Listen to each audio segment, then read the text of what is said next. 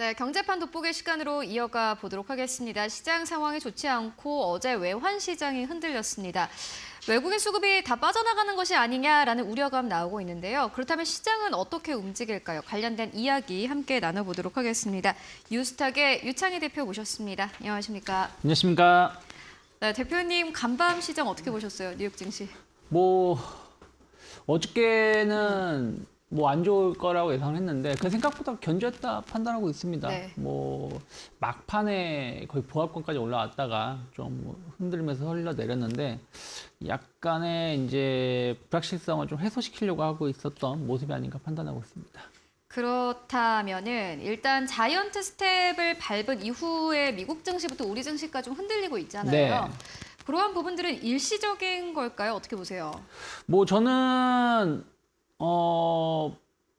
조금 이제 이게 좀 기로에 놓여 있다 생각을 좀 하고 있어요. 무슨 말이냐면 지금 FOMC 이후에 금리가 그러니까 우리가 원래는 FOMC 때 저는 별로 금리에 대해서 지금 크게 신경을 쓰고 있진 않지만 투자자들은 또 0.75% 올리는 거야. 그리고 또 0.5% 더 올리는 거야. 그러니까 앞으로 남은 두 번, 그러니까 11월, 12월에 최소 1% 이상을 더 올릴 수 있다는 우려감들이 시장을 좀 억누르고 있지 않나 생각을 좀 하고 있는데 저는 그런 거 대비해서 시장이 좀 견조하다라고 말씀드리는 것은 이미 그 잭슨 홀 미팅 때 파월이 아예 그냥 대놓고 말하지 않았습니까? 혹독한 시기가 올 것이다. 그러니까 힘들더라도 우리는 금리 인상을 통해서 조금 힘든 사람이 나오더라도 인플레이션으로 인해 가지고 더 힘든 많은 사람들이 고통을 받는 것보다는 더 나을 것이다 라는 발언들을 하지 않았습니까? 그래서 그런 것들이 이미 시장에 좀 녹아들었다 생각을 좀 하고 있고요. 그리고 이제 어저께는 조금 이제 그동안 좀 버텨주었었던 예를 들어서 테슬라라든지 애플 이런 부분들, 특히 테슬라가 어저께 4% 정도 하락을 했어요. 약간 그 리콜 이런 이슈들도 좀 있긴 했었습니다만. 근데 이제 이를 애플, 테슬라, 아마존 이런 상위 종목군 몇 개를 빼고는 모든은 아니겠지만 상당히 많은 종목군들이 신저가를 그리고 있습니다. 예를 들어서 마이크로소프트라든지 엔비디아라든지 구글이라든지 이런 종목군들이 신저가를 이미 찍어주고 있고 물론 더 하락을 하고 있습니다만은 그러면 과연 여기서 계속 뭐라 그럴까요? 지구 멸망하는 것처럼 이 종목이 폭락세를 갈 것인가? 그럴 가능성보다는 제한된 반등이 좀 나올 가능성이 좀 높지 않을까 생각을 좀 하고 있습니다. 다만 이제 우리가 그동안 보면은 좀 베어마켓 랠리 그랬을 때 평균 한 10% 가까운 베어마켓 랠리가 나왔었고 많이 나왔을 때는 지난 7월 8월 한 두 달 사이에 우리나라도 꽤 많이 나왔지만 미국은 한 20% 정도 반등이 나왔거든요. 그래서 베어마켓 랠리 하면 어떤 강한 반등에 대한 기대감들이 있었습니다만은 지금은 그런 반등보다는 상당히 제한된 반등, 그러면서 또 한 10월부터는 추가 하락 가능성을 좀 대비할 필요는 있지 않을까 판단하고 있습니다. 일단 주식시장은 늘 어렵다고도 생각이 되면서도 사실 9월은 늘 약세장이었잖아요. 네. 그렇기 때문에 이번 9월도 거의 비슷한 흐름으로 가고 있고 그 9월이 아직 끝나진 않았지만 다음 주가 9월이 끝이지만 어쨌든 간에 주식시장은 그 역사대로 그대로 흘러가고 있는 모습입니다. 사실 이럴 때마다 이제 시장이 얼마나 더 내릴 것인가에 대해서 우려감도 큰 것 같고 시장 전반적으로 약세이긴 합니다만은 우리 증시의 상황은 어떻습니까? 저는 우리도 비슷하다고 보고 있어요. 엄밀히 따지면 우리나라 같은 경우는 이미 삼성전자 신저점 계속 찍어내고 있고 하이닉스도 마찬가지죠. 그리고 네이버, 카카오 같은 경우도 계속 저점을 갱신하고 있습니다. 유일하게 좀 버텨주고 있는 섹터라 그러면은 자동차라든지 태조 이방원인데 태조 이방원도 조금 원전 같은 경우는 이미 시세가 좀 끝난 상황이고 조금 이제 2차 전지 일부 폐배터리 쪽이라든지 조선, 풍력이 좀 버텨주고 있는데 우리나라 같은 경우는 예를 들어서 이제 환율 같은 경우도 어저께 1,413원을 찍었어요. 그러니까 그 미국이 이제 우리가 예상하는 것보다 금리를 최소 올해 최대 1% 이상 더 올릴 거고 또 내년에도 많게는 0.5%에서 1% 사이를 올릴 수 있다는 우려감들이 좀 있다 보니까 지금 이미 금리 차가 많이 벌어져 있는 상황이다 보니까 환율적인 부분들이 좀 부정적으로 좀 작용하고 있지 않나 판단을 좀 하고 있고요. 거기다가 9월 20일 기준인가요? 이미 누적 적자가 마이너스 40억 달러거든요. 연말 난방용 물량 도입이라든지 계속해서 뭐 누적 적자 확대를 좀 감안하면 올해 400억 달러 적자 가능성도 있어요. 그럼 그런 부분들도 좀 환율에는 좀 부정적인 역할을 할 수밖에 없지 않을까. 그러다 보니까 좀 관련된 종목군들이 조금 계속 저점을 갱신하면서 시장을 좀 억누르고 있지 않나 판단을 하고 있는데, 하지만 또 반대로 무조건 뭐 나쁘다라고만 볼 수는 없는 부분들이 좀 있죠. 환율이 고환율로 간다라면 수출업체들 좀 반사 이익을 누릴 수 있다 판단하고 있고, 수출업체라서 모든 수출업체가 반사 이익을 누리는 건 아니겠습니다만은 뭐 자동차 같은 거, 현대차 같은 기업들은 충분히 저는 3분기, 4분기에 대한 실적에 대한 어떤 기대감들 더 볼 수 있지 않을까 판단하고 있고, 조선사들도 저는 좋은 실적, 그러니까 좋은 실적이라긴 말하기 그렇지만 적자 폭이 좀 상당 부분 줄어들 수 있는 계기가 마련되고 있다 판단하고 있고요. 최근에 의외로 약간 조용히 강한 섹터가 의류주들이거든요. OEM, ODM 관련 업체들, 뭐 이런 기업들도 아무래도 이제 고환율에 대한 어떤 반사이익을 좀 누릴 수가 있다 보니까 뭐 현대차, 뭐 영업무역, 뭐 현대미포조선 같은 기업들은 조금 주목해 보시면 좋지 않을까 판단하고 있습니다. 일단 뭐 원달러 환율이 워낙 불안하고 있는 상황이고, 그렇기 때문에 관련된 뭐 수혜주도 나오고 있는데, 그렇기 때문에 또 자동차도 버티고 있는 것 같고, 조선주도 역시나 마찬가지일 것 같은데, 세 가지 업종 집어주셨잖아요, 지금. 네. 조선주, 그리고 자동차, 그리고 의류 의류주. 업종. 네. 그 가운데서는 우리 시청자분들이 어떤 쪽을 가장 긍정적으로 보면 될까요? 저는 일단은 의류주들 조금 주목해 보시면 좋다 생각하고 있어요. 왜 그러냐면 뭐 이거는 뭐 그래도 한번 말씀드린 것 같은데, 뭐 여름에 더웠다고 겨울에 무조건 춥다라고 말씀드릴 수는 없지만, 같은 작년과 동일한 추위라고 하지만 작년만큼의 난방을 못 한다라면 더 춥게 느껴지겠죠. 그러면 저는 의외로, 그러니까 예전에는 뭐 리오프닝 그래서 멋을 부리기 위해서 옷을 산다라고 말할 수 있겠지만, 오히려 춥기 때문에 더 니트 같은 수요가 더 늘어날 수 있다 판단하고 있어요. 그러면은 그런 부분들의 강점을 가지고 있는 영업무역이라든지 뭐 한세실업 같은 기업들도 좀 주목해 보실 필요가 있지 않을까 판단을 좀 하고 있고요. 그리고 저는 좀 자동차 계속 주목하고 있어요. 최근에 뭐 포드 이슈 때문에 좀 조정이 나왔지만, 포드는 포드일 뿐이고 현대차는 그런 거하고는 별개라고 보셔야 될 것 같아요. 오히려 그런 것들이 예전에도 보면 어떤 기업이, 그러니까 뭐 포드가 됐든 도요타가 됐든 이런 메이저 업체들이 어떤 문제가 발생을 했을 때 현대차가 좀 반사이익을 누렸었던 경우가 많이 있었거든요. 그래서 이번 같은 경우도 그로 인해서 현대차가 좀 하락할 이유는 없다. 약간 부품주들은 영향은 좀 있을 수 있겠습니다만, 그래서 뭐 자동차 관련된 종목군도 조정 시에는 저는 적극 매수 관점 유효하다 판단하고 있습니다. 자동차 쪽 같은 경우에는 뭐 배터리 쪽도 있을 테고 완성차 쪽을 봐라라는 말씀이신가요? 저는 일단 지금 완성 업체를 봐야 되고, 왜 그러냐면 포드가 꽤 큰 회사다 보니까, 포드 GM은 꽤 큰 회사다 보니까 관련된 부품 업체들은 영향을 좀 있을 수 있다 생각을 좀 하고 있어요.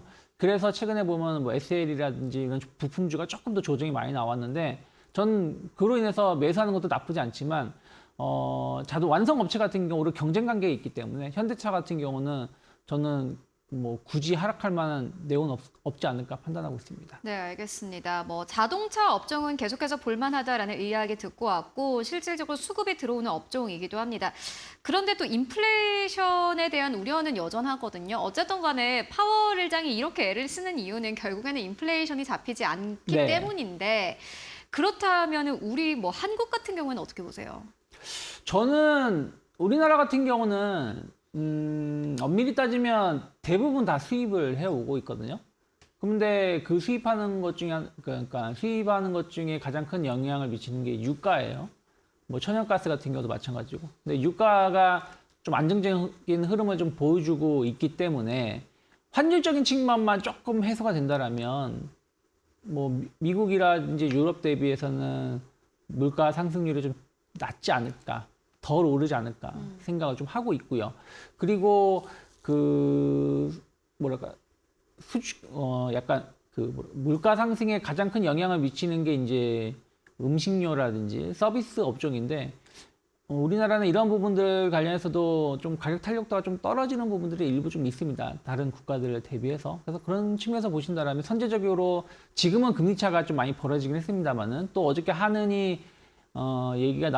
쪽에서 얘기가 나온 게 결국 우리나라 또 다음번 금리 인상을 했을 때 빅스텝, 그러니까 지난번 0.5% 올렸을 때는 뭐 더 이상 0.5% 이상의 금리 인상 가능성은 제한적이다라고 발언을 했지만 뭐 미국이 뭐 0.75%씩 그냥 크게 움직인다 그러면 우리나라도 거기에 맞춰서 금리를 올릴 수밖에 없을 것이고 그럼 그런 부분들이 또 원화를 또 안정화시켜 준다라면 일시적으로 그러면은 물가가 지금 5% 초중반 정도 보여주고 있는데 유럽이나 미국처럼 뭐 8, 9%갈 가능성은 상당히 제한적이지 않을까 판단하고 있습니다. 네, 알겠습니다. 뭐 시장에 참 많은 악재가 있는 상황이고 또 앞에서도 전해드렸습니다마는 삼성전자와 SK하이닉스도 신적 거래 경신하지 않았습니까? 네. 그런데 이렇게만 보면은 뭐 반도체 재고가 늘어나고 있다 이런 부분만 보면은 뭐 막상 기업들의 실적이 정말 안 좋은 것처럼 느껴지는데 실질적으로 삼성전자 같은 경우에는 뭐 M&A 쪽도 활발하게 하고 네. 있는 것 같고 여러 가지 좀 이슈가 있습니다. 어떻게 뭐 살펴보고 계신가요? 많은 분들이 삼성전자 주가에 대해서 좀 궁금하실 것 같아요. 특히 저점을 계속 갱신하면서 지금 54,300원 어저께 저점을 좀 찍어줬죠. 이번에 이제 다음 주인가요? 그 다음 달인가요? 제가 좀 갑자기 헷갈리는데 그러니까 손정희 회장을 좀 만난다고 하지 않습니까? 이재용 부회장이. 그러면서 이제 소프트뱅크가 지금 ARM 관련해가지고 최대의 주주예요. 그래서 ARM을 조금 지난번에도 영국을 들리기도 했었고 유럽을 좀 이렇게 돌아다녔을 때 ARM 인수에 대한 어떤 기대감들이 좀 있었고 거기서 물밑 작업을 한번 하지 않았을까. 그리고 이번에 손정희 회장을 좀 만난다라면 좀 그런 부분들이 조금 더 속도감 있게 얘기가 나올 수 있지 않겠느냐는 어떤 기대감들이 좀 있는데 좀 쉽진 않아요.